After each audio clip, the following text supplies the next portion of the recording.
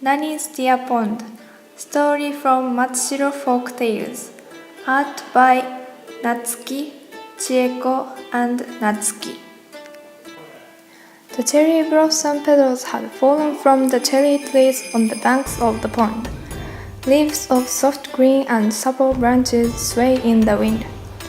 A light envelops the hills on the spring day. Ton ton ton, ton ton. Princess, a letter has come from Hikoroku. Today is today, tomorrow is important.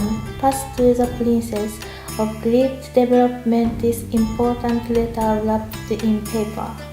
7, 8, 9, ton ton ton. A temari ball rolled in front of Kayo and Chiyo. It was hidden in the bushes. There is a grave in a place like this? Whose grave is it?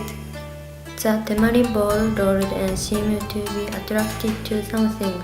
It stopped suddenly in front of a mound of stone. Just then, a Buddhist priest who lived in the temple on the pond is passing by.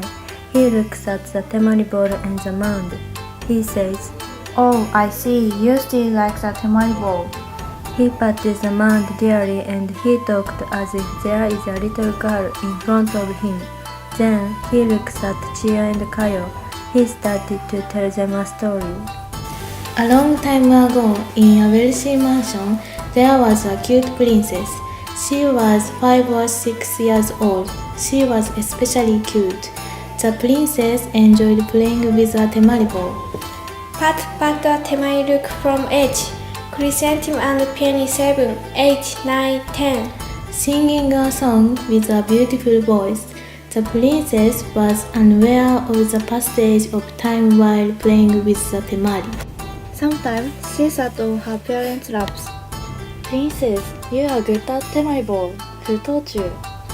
My grandmother. She plays temari ball better than me. Ha ha ha. How about your mother? Yes, my mother was also good, but my grandmother was the best. Oh, princess. They continued to talk with the pretty princess. However, such princess was a brief moment. The princess suddenly got sick. Go find all the doctors. If you can cure her sickness, you can have anything. Can somebody help my princess? Her father and mother looked for a doctor here and there. They prayed to God. They continued to nurse her as best they could, but her fever didn't lower at all. Her body got weaker day by day. The day came when the princess only had a few days to live. Suddenly, the nanny who took care of the princess heard the princess singing.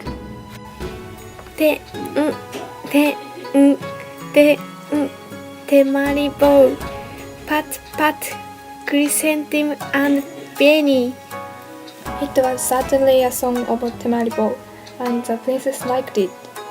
The princess could not stand or talk, but she played temari ball in her mind while she was very ill. Princess, princess, you are out of your mind. The nanny instinctively hugged her.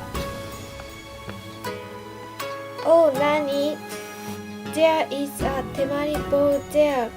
You pick it up, please. She raised her hands as if to tell the nanny about the direction of temari ball, but her hand fell down weakly. Princess, princess. However, her mouth didn't open anymore. Even so, her nanny called her again and again. Oh, there is neither God nor Buddha to carry off such a small child's life. The nanny cried.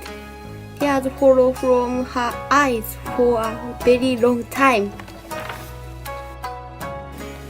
It is said that the nanny's tears pond was made from the nanny's tears.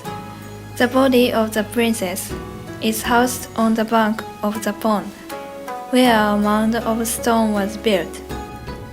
As Kayo and Chiyo listened to the priest, a figure of the princess wearing red clothes in red kimono, playing with temari reflected in the pond.